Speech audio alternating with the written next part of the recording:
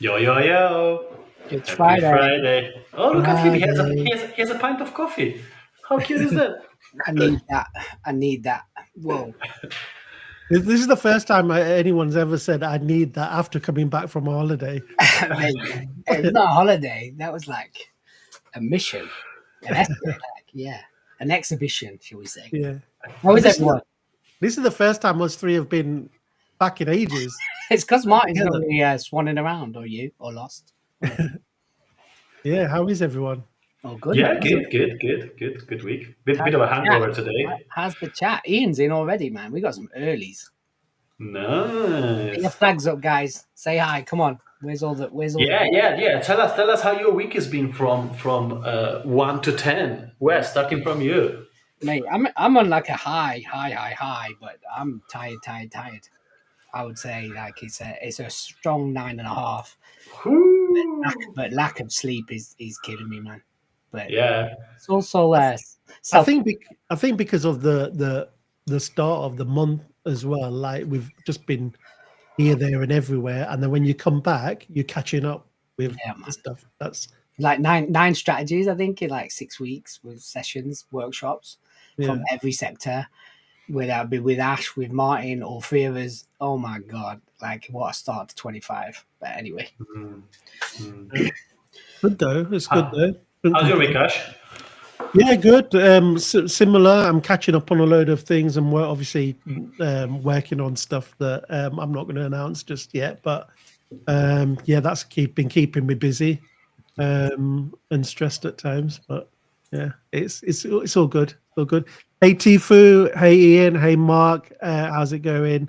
So yeah, for those of you who are here for the first time, this is a bi-weekly live where we talk about all things brand, creative, business, and we have secret guests that join us every episode as well. Martin likes to say that we get people on that are a bit smarter than us. Yeah, well, which is a lot a low benchmark, right? It's very easy. No, Yeah. but we had Rory Sutherland, Dixon Baxi, we had Chris Daw, we had Martin Numia. Martin Numer. Maybe So we had some terrific names, people that are really shaping that vertical of brand and marketing.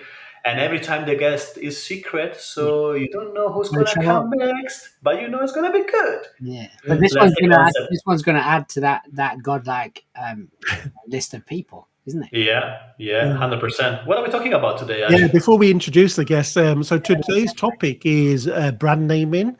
How important is it?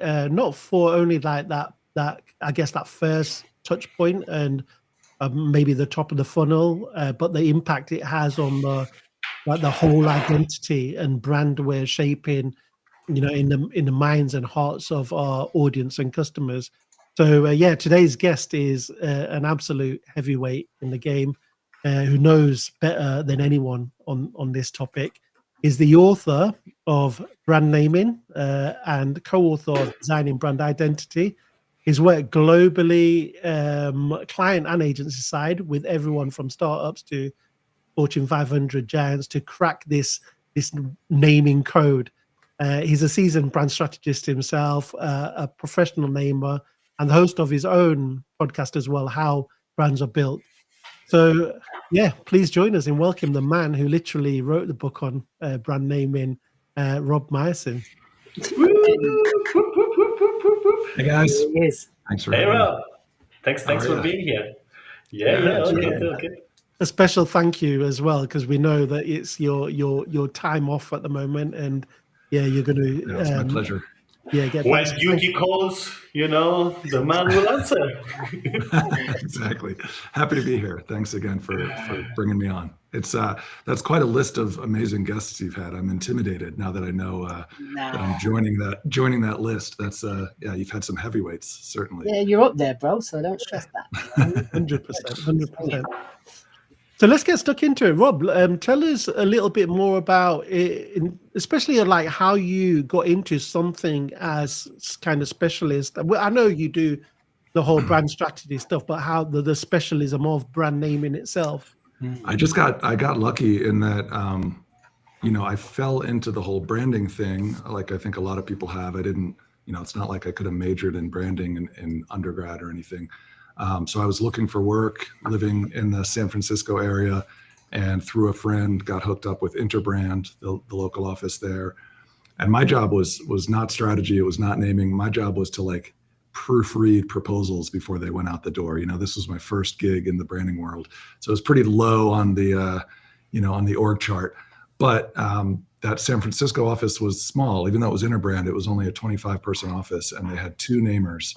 And whenever they got a big naming assignment, they would just ask everyone in the office, can you pitch in ideas? And so I got to do that, even though I really, was not on the naming team or even the strategy team, and just loved it from the get-go and kept pursuing it. So even when I had to pursue it, sort of moonlighting for a while, contacting agencies and saying I'd like to try my hand at naming, I just kept at it. And eventually, sort of funny coincidence, I came back to Interbrand a decade later after living overseas and doing all kinds of strategy jobs. And that was the first time I took a role where I was really fully in naming, head of verbal identity for that San Francisco office. And that's where it really kind of took off as specializing in naming and verbal identity. So was that, when you came back to Interbrand, was that primarily naming, or was it the other stuff like tone of voice and all of? It was supposed to be all of the above. It's just, it really just comes down to what kind of projects you win. And so there was a lot of messaging. And I still do plenty of messaging, a bit of voice as well. And then, naming those are sort of the 3 hallmark deliverables of verbal identity, as Interbrand probably still calls it. And then there's this other thing that's sort of between naming and brand architecture. People call it naming strategy or naming architecture or naming systems, which is, just figuring out a whole portfolio of names and how they relate to each other, and can we come up with systematic approaches to naming as a big organization with lots of products. So that was, if there was a 4th sort of pillar of verbal identity, that would probably be it. How easy was to transition from strategy to naming then? Well, it was a little tough for me to convince Interbrand that I could do this, because they looked at my resume and they just saw strategy. And so I did have to make sure they were fully aware of, how much I liked naming. I mean, I think part of their concern was just that I was trying to get a foot in the door so that I could then transition over into strategy. But that really wasn't what I was trying to do. And so I shared with them all of the work I had done on the side while a strategist. I had done some naming work at the agencies I was working for, but I'd also done a lot while moonlighting.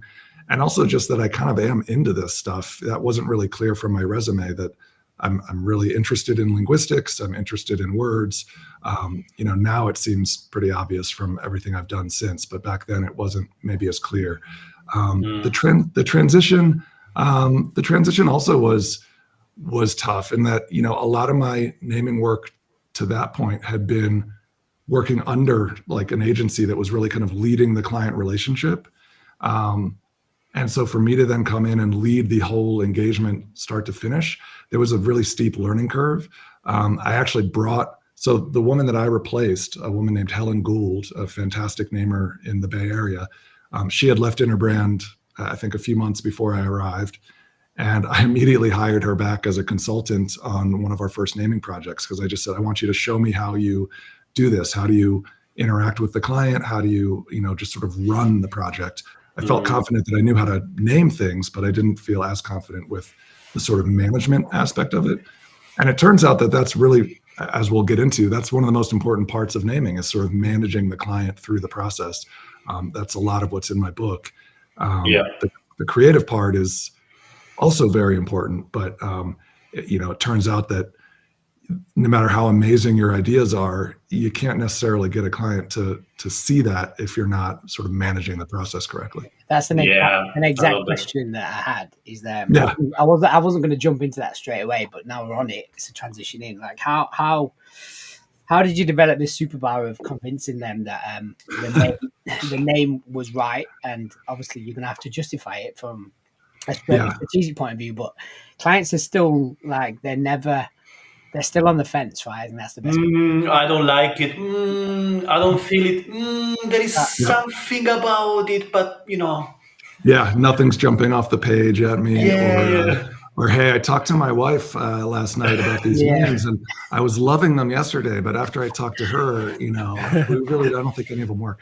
So part of it is experiencing all of that and really getting to know all of the things that can go wrong, and then figuring out strategies to mitigate those proactively. So one of them that I've found is really effective is just telling them in advance to expect that some of those things might happen. Right. It seems to have this really sort of psychological effect of just defanging any of those bad things that can happen, because it makes them, I think, realize how silly it is when you say it the way you just did, Martin, the way you're kind of joking about it, and you say, like, we've seen it a million times, and then they're like, okay, well, I don't want to be one of those ridiculous clients who does that ridiculous thing that this experienced professional. So that helps. But Wes, back to your question, I think it's funny you use the word convincing, and I think part of it is not, I at least really do not take the approach of trying to convince anyone of anything, I don't think. Part of it is presenting a lot of options. Different namers have different perspectives on how many to show, but I think most experienced namers will show a lot of options. Certainly a dozen or more. I've heard, different people have different approaches again, but I like to show a couple of dozen, because I want there to be enough there that almost inevitably there will be at least a couple that they feel pretty good about. And then it becomes, and I like all of them. I don't present anything that I wouldn't want them to choose. And so then it just becomes an exercise in kind of steering them and making them feel confident about the things that they already felt pretty good about. I found that I think one of the worst things you can try to do is try to convince them of something that they don't like, because then you start to not only kind of maybe upset them and make it sort of a negative vibes type of experience, but also you potentially lose credibility. I mean, if they think an idea is really bad and you're sitting there on the other end of the call or in the room with them saying, no, it's good. I mean, you might, I don't know. Some people might have real confidence in their powers of persuasion. But I think sometimes you just have to, know when to give up on something and just say, okay, well, they hate that. It's not worth it for me to fight that battle. I'm just going to pivot to some of these other ones that I think could work really well. And it's something that really sticks as well. That's why it's so sensitive and important. Like, for example, marketing collateral can change. You make a mistake on something, you can fix it. Design to an extent can change as well. Obviously, there's a lot of things that can be changed, but with naming, it's like, right, we've got to make a decision and stick with it. Yeah. It's funny. We always do this little dance with clients where we're trying to help them understand how important it is to get the name right, but we're also trying to make sure that they don't overthink it. So we're trying to strike this balance of, look, there's a huge, massive, powerful company out there called Google, which is like a baby word, and that we all thought probably sounded ridiculous when it first came out, and now look at what it is. So on the one hand, almost anything could work if you just have an incredible product and build a great brand around it.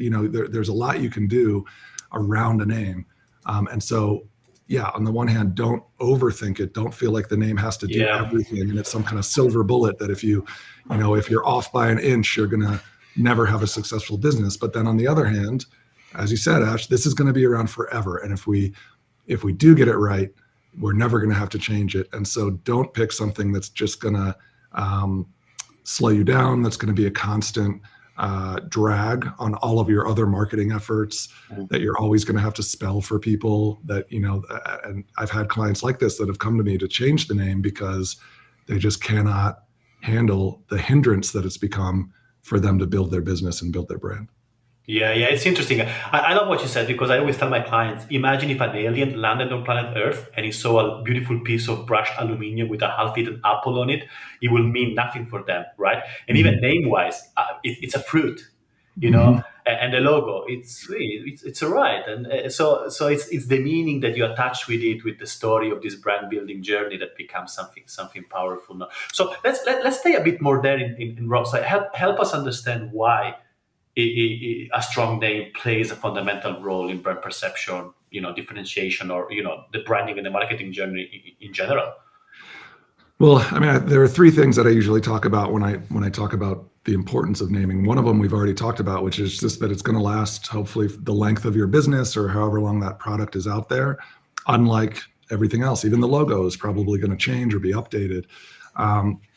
Another one is just the power of language. We don't need to be talking about naming to talk about how powerful language is. I actually would prefer to talk about incredible novels or plays or things that inspire us. And, just as human beings, language is such a part of life. And so to the degree that we can harness that for the purpose of building a strong brand, let's do it. And the name is one of the critical places you do that, but not the only place, right? Messaging, everything else.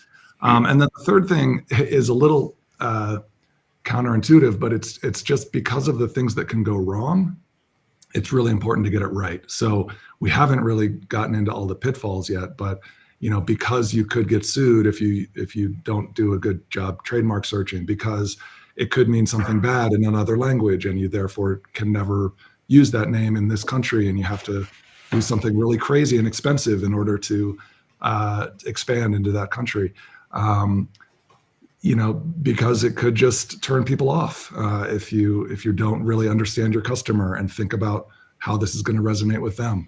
And so because of those things, it's just important to invest some real time and effort into, at the very least, avoiding some of those pitfalls. Do we judge a book by its name? Yes. I mean, of course I do. I mean, come on, don't tell me you've never bought a bottle of wine based on the label or, of course that's part of what we do. But the flip side again is that you got to be able to back it up, right? Like, you're only going to buy that bottle of wine once if it tastes terrible. And same thing with, you can have a great name and a brand that looks great, but we all always say brand's more than a logo. And I think part of what we mean by that is that if the product sucks, or the company is doing terrible things, or whatever else might sort of lead you to not want to come back to that product or service, then the name, the logo, everything else is not really going to save you. So it's one weapon in our arsenal of things that we can do as branding people and marketers. Mm-hmm. So we touched on the whole, there's a process, there's a strategy in place, but then you've got to also balance that with creativity, especially when all names are running out, right? Right.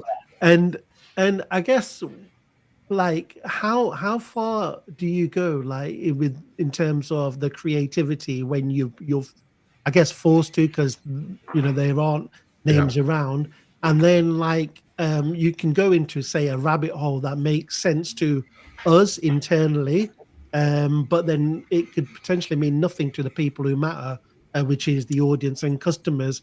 How do you kind of address that? It's one of these creative processes that I'm sure there are others that mimic this, but the way we handle it in naming is to produce a huge amount of stuff. And so it's this exercise in quantity, which is creative, because it's just, in order to come up with 1,000 ideas, you got to get creative, right? Just in sort of that fundamental definition of creativity, like what's another way we could think about this, or what's another word that could express that idea, or what's a different combination of sounds that would sort of sound like this or give that kind of emotional appeal. And so there's that part of the creativity. And then what you're talking about, Ash, of making sure that you're not too close to the problem, that you're putting yourself in the customer's shoes. I might refer to that as a strategic side of it. And that's where you're then culling that really long list of 1,000 ideas and thinking, okay, but what are the 50 that actually work, that really make sense if I'm putting myself in the customer's shoes, if I'm looking at the brief, if I'm thinking about all of these things that we know great names can do and should do, then we're actually not going to have 1,000 great ideas. Probably 900 of them kind of stink. But we needed to go through those in order to get to this other 100 that are actually pretty good. And if you've got something quite abstract that you all agree on, like I suppose I'm thinking from a starter point of view, is like a descriptive tagline that accompanies that name, is that a cop-out, or is that something that's absolutely okay to do? I think it's totally reasonable. Taglines are, I'm sure we all have different opinions on taglines. I feel just like from a trend standpoint, they're not being as used that much at a corporate level, sort of locked up with a logo type of thing. It depends maybe what industry you're in, but definitely something like a tagline or a descriptor or just messaging on the homepage that, really explicitly says, we are a computer company, when there's an Apple logo in the upper left. I always tell clients, for a smaller business or a sort of unknown brand where you're just getting up and running, for those first years, definitely you could do that. I mean, another example is just attaching, Apple Computer was the official name until actually pretty recently when they dropped it, just like Starbucks Coffee, and so many other examples. And so you can do things like that. And I think it totally makes sense. It can actually create a really interesting tension. Apple and computer is such an interesting tension because it's something that is so simple and everyday, and it's something we eat, and it's a fruit, and just all these things that have nothing to do with a computer. It's like the opposite of, especially back in the 80s when computers were for like geeks, and it was all about just wires and electrodes and all these things that you didn't want to think about it unless you were really into that stuff. And so obviously that name Apple just really kind of opened it up to like, don't worry, it's simple, it's everyday, it's something that you don't need to be intimidated by. But when you pair it with computer, it's that tension of like, oh, these two words don't belong together, that I think really makes it strong. Almost like an oxymoron, isn't it? Like two things that it shouldn't be together. Yeah, beautiful. I think that's a nice transition into kind of your process. So I've read your books, I've used your frameworks. Yeah, it's a great book, guys. Go check it out. I think twofold question, like, how did you come up with these? Are these kind of like adaptations of things that you've learned in the past, or are they kind of self, have you created these in yourself? I think the second then part is, walk us through like a quick step phase of like, from ideation to brief to pull-in to finalization, right? Presentation. Yeah. What I try to do in the book is present. So there are a few naming books out there. Some of them are great. And there were, some of them preceded mine. A lot of them, I feel like, and this is not to diss the books at all, but I think they present that author's approach. It's sort of, this is my way of doing this, which is great because these are experienced professional namers. What I wanted to do though was to really present something that felt a little more universal. And so I've done naming at half a dozen agencies, big and small, in different countries. I've talked to a lot of the best namers out there, including the ones that have written these other books I mentioned. And what I was really looking for was sort of what are the universal best practices to a degree. Of course, I have to share my own perspective and some of my own examples and horror stories. And yeah, to your point, Wes, a lot of it is trial and error. Like, here's why this doesn't work. But in terms of that 7-step process that I ended up documenting in the book, I can't really take credit for that. I think that is just the process that the best namers in the world use. And they may call the steps something different. They might, combine some of the steps and sort of lump them together differently. But basically, that is, I think, the process for naming until further notice, until something changes. But I think it's been that way for 50 years. Do you think that that will change or has changed from like behavior point of view? I'm meaning by that, by like post-pandemic, I think there's been this crazy shift in naming, and then AI comes along, and then that injects another. So I do think AI has the potential to change it in some ways. Right now, all we're seeing AI do is sort of try to replace humans in some of the steps with AI, but it's still the same steps. I could see ways in which AI sort of allows you to just shortcut some of the steps in ways that it really feels like it's more fundamentally changed the process. But a lot of the things that we're doing in the process sort of just need to be done. So why don't I go through it real quick? The first is getting to the brief. And that's where all your brand strategy work comes into play. If you've done that, then you pretty much have your brief to a large degree. It's what do we want the brand to be about? And therefore the name should try to be about that. And you have your competitive research that would go into the brief as well. Here are the top 10 or however many competitors, here's what their names are. So it's mostly that strategy work. And then with a little bit of a naming spin of like, yeah, it's not so much about how these other brands are positioned, but also what are their actual names? How can we stand out? You get into the actual words. How long are they? Do they all start with the letter F? Do we want to, distinguish ourselves in that way? So you get a little more in the weeds about the actual words. You get that brief, and then a critical step is getting everyone to agree on the brief. We can talk about pitfalls later, but one of the biggest and most common pitfalls I see, or mistakes I see in naming, is people just not wanting to involve the big boss at the beginning of the process and thinking, okay, we'll just show the boss, him or her, when we're down to 3 names that we love, and let them make the decision. And 9 times out of 10, the boss will say like, whoa, like all of these are terrible, let's start over. But if you get them involved at the beginning, you avoid that. So once you have that brief, it's generating that, 1,000-ish ideas that I mentioned, shortlisting them down to the top, say 100 about, then screening them. So we haven't really talked about this yet, but putting that short list through preliminary trademark screening and then usually linguistic screening as well. So you're knocking out things that have obvious problems. You can't guarantee anything, really. Even a lawyer can't necessarily guarantee that nobody's going to try to sue you for using a name or something like that, but you can definitely knock out a bunch of stuff that is just obviously problematic. And so you get to that smaller list and you present those. So if you're working with a client, you would present those to your client. If you're doing this in-house, you still might present them to your in-house team, your colleagues, your boss. And that's a really important part of the process too. We kind of alluded to this earlier, but so much of naming is about the psychology of decision-making. And so presenting them in the right way with the right context, allowing a real discussion around it and not just emailing over, hey, here are the 10 names we ended up with, what do you think? That tends to backfire. So that could be the end of the process. If that goes really smoothly and everybody kind of lands on 3 or 4 names, you would then put those into a deeper legal search and select one out of that top 4 or 5. Or you can kind of repeat that process if needed. You can go back and generate more and pre-screen more and present again until you get to that final name. How long is this whole process? And I know it's probably how long is a piece of string, and it depends for different companies. But on average, like how much time would you spend on?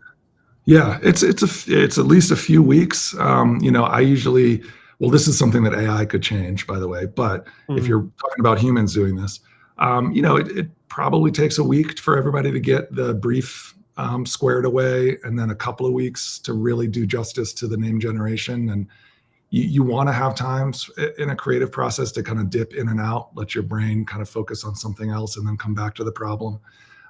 So maybe a couple of weeks there. And then the screening is actually very quick, a few days.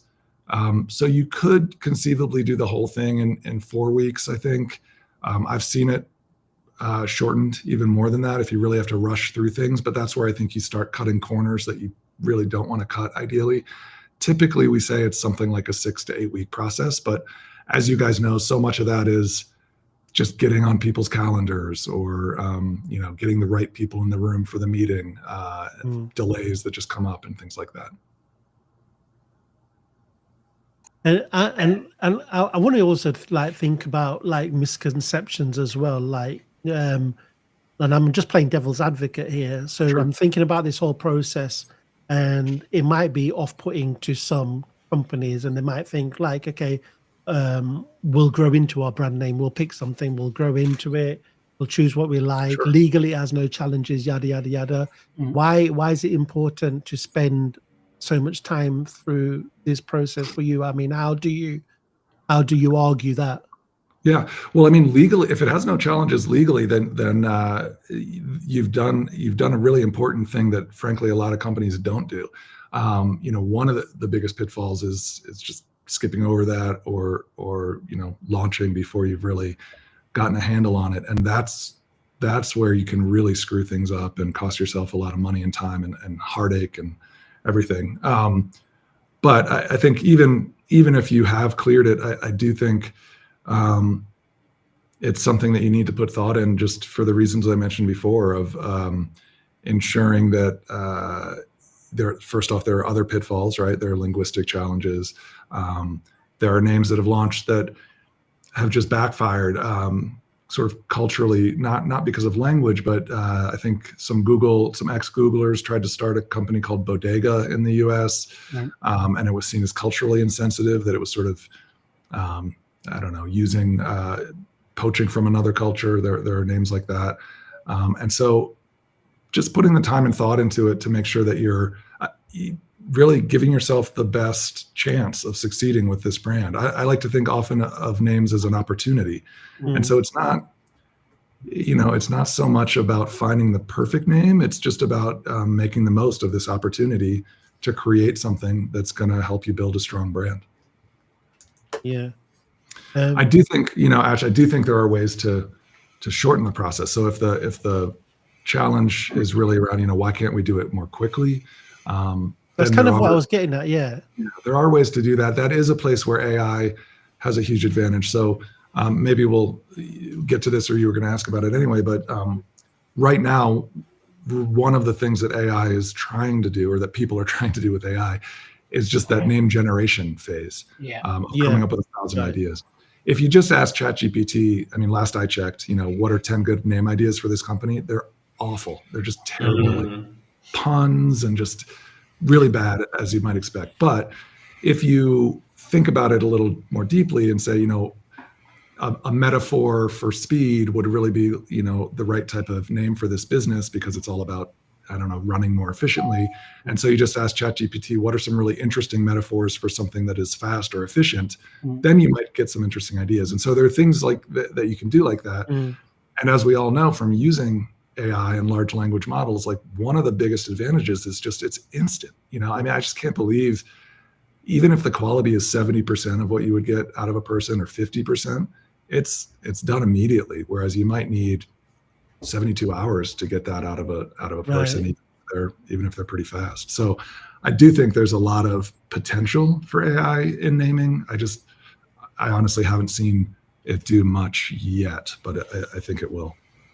Yeah, and I guess it's a tool, right?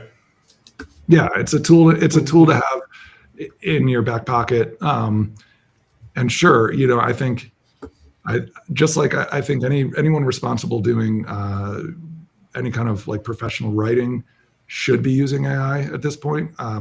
There are responsible and irresponsible ways to do it, right? Like they should not be having it do the writing for them and then putting it right on the website or sending it right to their client, but they should be using it as a brainstorming partner, or to double check that they haven't left anything out, maybe even just for grammar, proofreading, things like that. And similarly, why not expand your thinking by asking a chatbot, what are some other ways of expressing this idea, or what are some other metaphors for this that maybe I haven't thought of?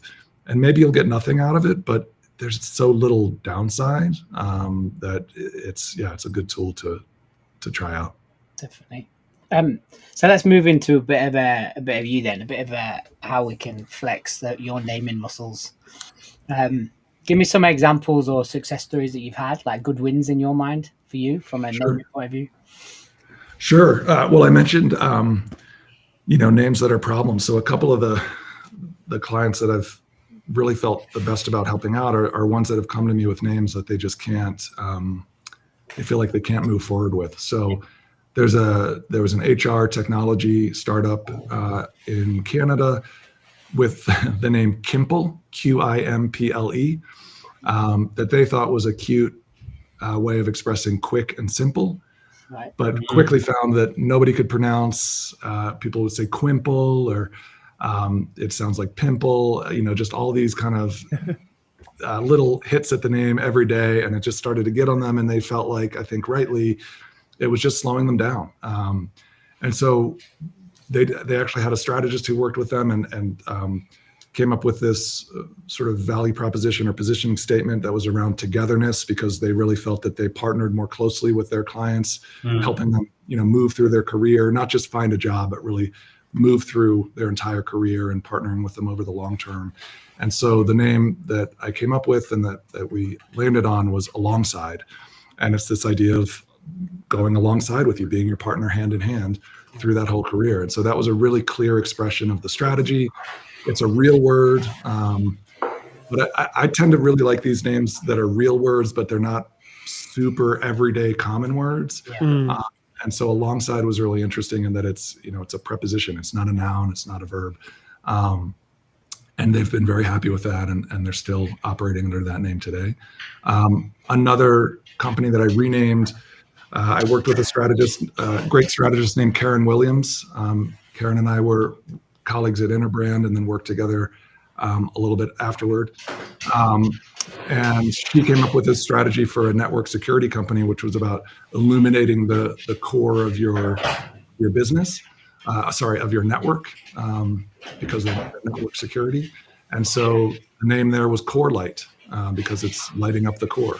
So a kind of really simple idea. It's one of these compound names, so two short real words put together.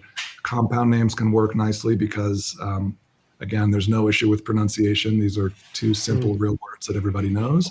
But by pairing up, you create something new. And so you get something that's distinctive and can be owned from a marketing standpoint and from a legal standpoint. Wes, Ash, and Rob, can each one of you say one name that you really admire and why? I'm gonna use our words. I'm gonna use our name, like Paused. I think Paused was a great name that we landed on behalf of the client. To be fair, but coming from the strategy. So just for context, this is a menopause brand that's more community led, more speaking voice for women in this context and in this situation, and the strategy landed on basically embracing the second act of life.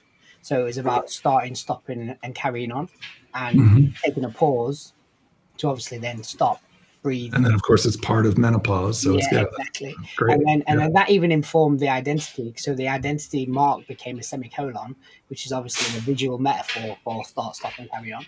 Love it. So again, we had client was really on board with that. We tried to push them a bit further in naming, like humanizing the actual product names. So, like Jenny helps you with stomach cramps, or Polly helps you with sleep. But they didn't go that far. But it was a nice try. We got good. What about anyone else? What's yours, Martin? I like a lot the Australian toilet company Who Gives a Crap. Yeah. It's just a name that it's long, but it's impossible to forget, and it goes on the strategy of actually them donating a lot of their it's profit. The purpose side of it as well, isn't it? Yeah, back into creating toilets in third world country and sanitation and hygiene. So we give a crap, and that's why our brand is called Who Gives a Crap, and it's. For a toilet paper company, I think it's just hilarious. It tells a story, right? I like that element. Yeah. I think one of my favorites recently is the Dead Happy. Yeah. Have you heard of them, Rob? The insurance company. It's a life insurance company. Okay. So it's Dead Happy, but they've got a very irreverent kind of tone of voice to go with it as well. Which I tend to like. I tend to like that irreverence and that sort of dark humor. Yeah. So I mean, we talked about Apple, which is of course one of the best in classics. Another classic that I would mention is Kodak, which I think is so interesting because it's completely made up. Really no meaning there, but it's got that hard K sound at the beginning and the end that made it really distinctive and memorable. Some more recent things, I like the soda brand Recess. For me, that's just got all kinds of nostalgia that I think really really positioned the brand well at launch. And then I just saw something on Instagram, like I think this morning, that I don't even know if it's a real brand or if it was just spec work, but it was a honey brand called Sting. Nice. And I like this. I think it's a little bit of a trend, so you have to be careful if not to chase trends in naming. But I do like these names, sort of like Dead Happy, Ash, that sort of take the negative side and spin it almost into a positive. Yeah. So I felt like Sting does that. It evokes the idea of bees and honey, but it's got a little bit of an edge to it. Makes it more memorable. And I guess it's those names that kind of cut through also at the time. And I know you've got to be careful of what's happening around the time, because how long, will that last? You talked about trends as well. There was like the trends of the adding ly to or ify or something, or the I trend, I watch, I this, I did, I that. Yeah, there was a Spotify, whatever fi, this fi. There was a big trend. Like, what's your take on that? They might add value like at the time, but are they at risk of making it feel too generic over time? I think so. Yeah, I think generally, yes, because as we've said, the name is going to last for so long. So especially if you're naming a company, I think you want to try to avoid trends because it'll carbon date your business and make it feel like something from a decade ago. You might be safer going that route if it's something that is only going to have a relatively short shelf life. Or if you just sort of, I can't imagine this situation, but if for some reason you just sort of didn't care about the long-term relevance, but generally I try to avoid those as best I can.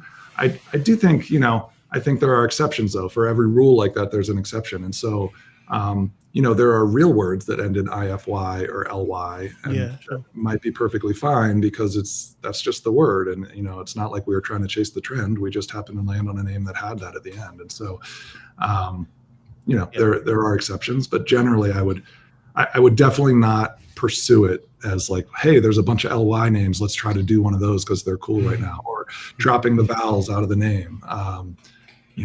Putting digits into names, I think, does not work. Putting .com at the end back in 2001, or, like all of those things really, I think are not good long-term strategies. Rob, did it become much harder since you started? So the number of trademarks filed every year, generally speaking, seems to go up and up. And so, by definition, there are fewer and fewer available words or phrases to trademark in most categories. And so it's harder in that regard. In other ways, it may be getting a little easier. I don't know if you guys have seen this just with branding in general, but I think there is more acceptance of the importance of brand than there was 20 years ago. And that's maybe true for naming as well. It's almost like the harder naming gets, the more people understand that this is an area of expertise that they should come to an expert for. And so it's sort of easier in that regard. A lot of my best clients are people who have tried to do it themselves and just realized like, oh my God, this is impossible. I need to hire an expert. Yeah. So it kind of works both ways. But I think, again, that process, that universal process I talked through earlier still holds. And so I think if you go through that process, it's just as hard as it's always been. It's always been hard and it's still hard. But I don't know that it's necessarily harder than it was. What is the hardest part for you then? Because I think you touched on the collaboration and getting everyone on board. Is that one of the biggest things? Yeah, I think the two biggest hurdles are the legal part. And it depends what category you're in, but sometimes it can just be so heartbreaking to have, you think you have 100 good ideas and 98 of them fall out in legal, and you just feel like so demoralized. So that's the hard part. And then, the consensus part, and that also differs from company to company and culture to culture, really from person to person. But it's hard to get 3 people to agree on a creative idea, much less some of my clients. It's like a dozen people that you're trying to get all on board and feeling good and confident about their entire business and brand boiled down to a single word, sometimes 5 letters. And everybody, unlike in design, in naming, everyone thinks they're an expert because we all use words every day. We all speak whatever languages we speak. And so it doesn't feel like there's that barrier, whereas a lot of people will admit, like, I can't draw, I have terrible taste, like, go ahead, give it to the designers. But with naming, a lot of times people are like, well, I can think of a bunch of words that would be great. And so, yeah, it's really hard getting people to agree, because even if one of them loves a bunch of ideas, the fact that the idea of everyone else also loving those same ideas, just probability wise, it's pretty low. And so you have to just manage them through that process. On that, have you got any, like, I know we've gone around and danced around the bush, talked about your book, talked about your process, talked about the pits and like the problems, but like, have you got any quick kind of bullets of like, tips that you could give people before they realize how hard it is and they come to you? Like, what would you say to them? I think spend time getting the brief right. It doesn't have to be necessarily some huge formal document, but just make sure that you've had, before you start, because I think it's tempting to just start generating ideas, just jump into, hey, I have a bunch of ideas and let's start emailing them back and forth. Instead of that, spend time talking about, what do we want the name to do? What do we want it to be like? What names do we all agree that we like or dislike just out there in the world, and why? And just coming to some consensus and writing it down and agreeing on it before you start generating any ideas, so that you then have something you can come back to and say, okay, well, out of these 3 ideas that we all landed on, which one is best? Well, let's go back to what we all said we wanted. So I wouldn't shortcut that part too much. And then to invest in the preliminary legal search. I think there are ways you can do that yourself, but it's not that expensive to hire a professional to do that for you. And so one way or the other, either invest your time or your money to do that. And then, yeah, just kind of assume that it's going to be tough. I think a lot of people go into it thinking like, hey, let's put a 30-minute meeting on our calendars, sit around, a 6-pack of beer and a large pizza and like write a bunch of names on the whiteboard, and we'll name our company and it'll be fun. And, we'll come up with some crazy ideas and we'll be done. Unfortunately that rarely, if ever, gets the job done. And so just give it a little bit. Unfortunately, you have to expect like, all right, guys, this is going to take weeks. That's our process. That's how we do naming. I've been in those meetings too. It's a six-pack each, though. That's the only difference in the process. That's what I'm doing wrong. Maybe it's the quantity, that is all. That's right. I guess is that the 3 that you'd suggest? Any more to that? I think those are the 3. Those are 3 kind of things to do. I guess a couple things to avoid, if you want to get into those, are I mentioned that don't assume it'll be a quick thing. Another thing that one of you guys mentioned to me before the call actually is don't get too obsessed over the .com domain. So a lot of companies do this and they think they need the exact .com. Obviously, it's great if you can get the exact .com, but for a bunch of logistical reasons that would take a while to get into, if you make that your highest priority, you'll probably end up with a terrible name or just with a process that drives you nuts. So it's important, but I would put the name first, get to a great name, then think about, okay, now what can we do with this from a domain standpoint that we're all happy with? It might mean adding a word to the name. It might mean getting a .co instead of a .com. There are all kinds of workarounds there, but if you make it .com first, you're going to back into some terribly spelled name or something just bizarre that you only got because you wanted the .com. And on that note, Rob, the whole kind of brand perception of things, what if you had a URL that wasn't the brand name?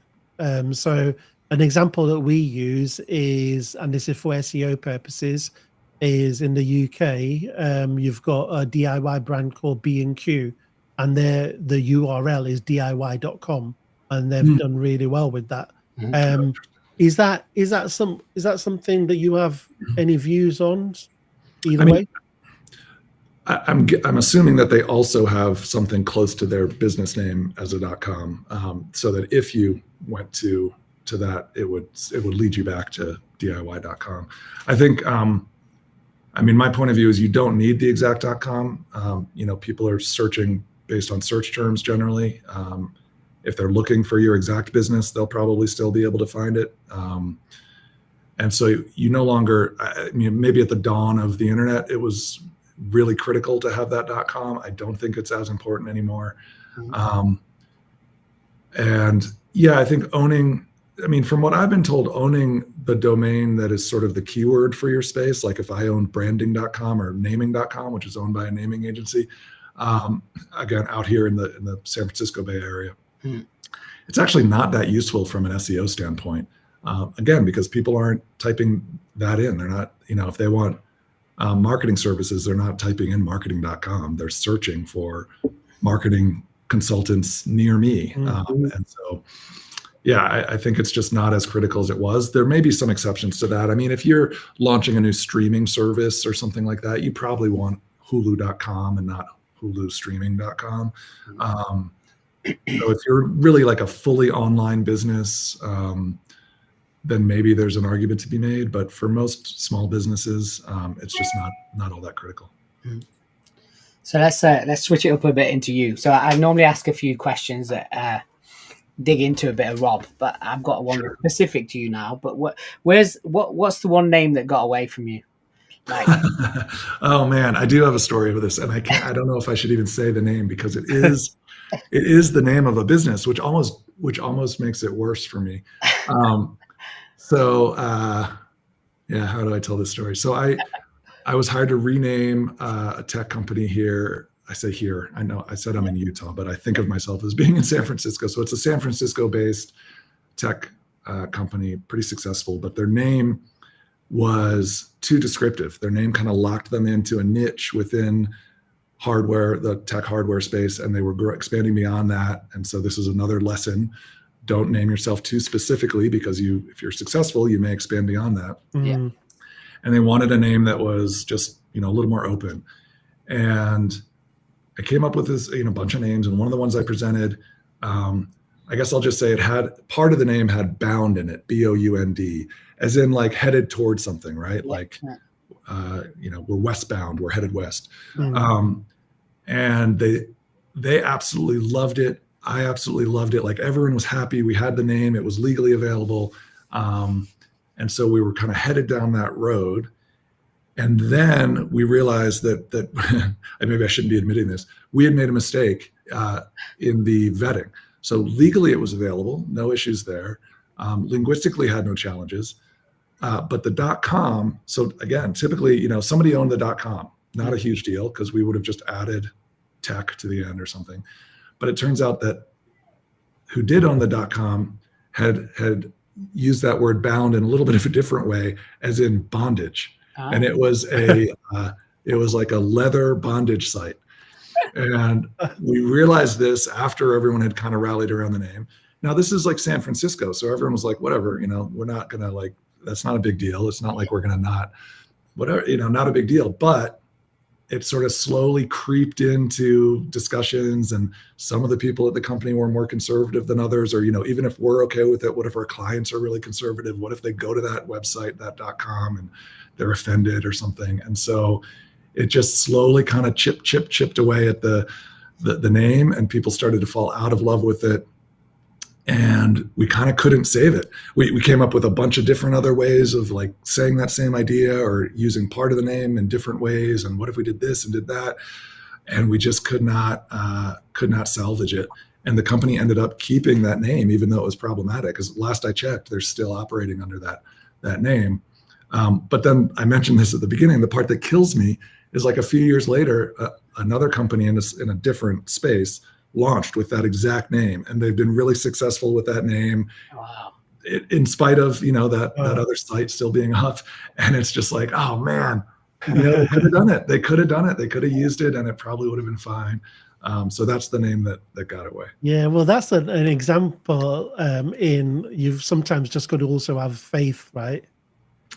Yeah, I mean, I think a lot of things that we think will kill a name when we're doing the naming are actually just us overthinking it. And, we're so focused on the name because we're in the naming process that we fail to remember that it's going to be surrounded by messaging and a website and people and products and all these things that are going to make that name mean something new.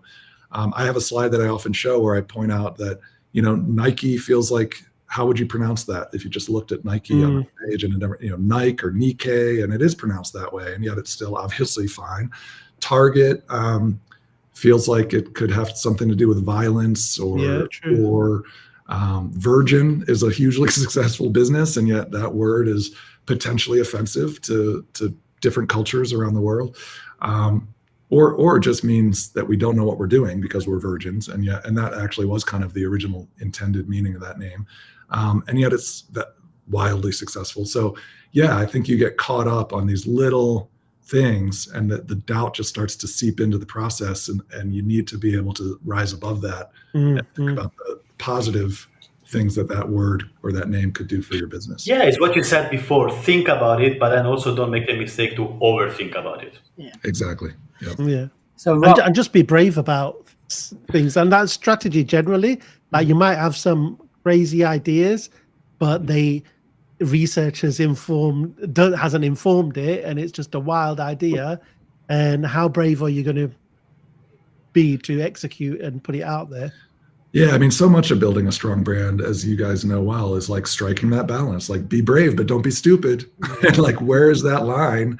Yeah. And then it's, as consultants, we might draw that line a little bit differently because, frankly, it's not our business. It's not our money usually on the table behind this either. So we're often encouraging our clients to be bold, and we legitimately think that's the right thing to do. But we also have to have empathy for our clients that feel like, this is a huge risk I'm taking, maybe with my own money, with my investors' money, or just with this brand that's been around and that is successful. I don't want to be the one who ruined it by launching this product with this ridiculous name. So it is just like really dialing that in, and not just in general, but like for this product and for this client or for this customer base, what are they going to be able to tolerate? So yeah, it's striking that balance. Well, they keep trying to talk shop, and I'm trying to move you into something personal. Sorry. Do you have children? Can I ask this? I do. You're going to ask me what their names are. No, did you have a process for the name? Yeah, we did. We went through a lot of the, you don't have to do legal vetting, luckily. But yeah, like why not? I love it. We did. I mean, one thing we did for our kids' names, and I mean, I also researched a little bit about, what's advice for naming kids. Mm-hmm. We had like a spreadsheet or just a list that we put on the wall in our apartment at the time of like the top 6 that we were considering. So we would just walk by it a lot throughout the day and look at them and think about, which one could we imagine calling this kid that name or this name. So that's something you can do with naming a business or a product too, is just sort of reflect on it a little bit that way. And builds familiarity as well, right? So over the days, you feel how you feel with it. Yeah. I want to see the brief of that one. What was the brief? I've done that. I did that for a colleague's dog name. We did a joke. We did a whole joke presentation of like dog naming strategy. That was pretty fun. Lastly, before we ask you to wrap up, does pineapple belong on pizza? It's not my top order, but yeah, I can be cool with that if somebody wants to do it. It was such a good live. We just backed it up with that. Hey, I mean, is that an American thing? I think maybe that's an American thing. I think it made its way. It's just a thing. It's just a thing. Right now. Yeah. I wouldn't order it, but I definitely have friends who would, and if they do, I'll eat it, and I'm okay with it. So Rob, so I know you've got to go because you've got a plane to catch as well, but people will follow you. We've mentioned the brand naming book. You're also co-author of the Designing Brand Identity that you've just released the latest edition of that. What is that all about? There's a lot of branding books out there. Like, how is this different? No, thanks for giving me the opportunity. I'll try to make it quick. So just to clarify, Designing Brand Identity was written over 20 years ago by Alina Wheeler, and it's her book. She created it. She created 5 more editions of it. I only got involved. So over 20 years, she created 6 editions.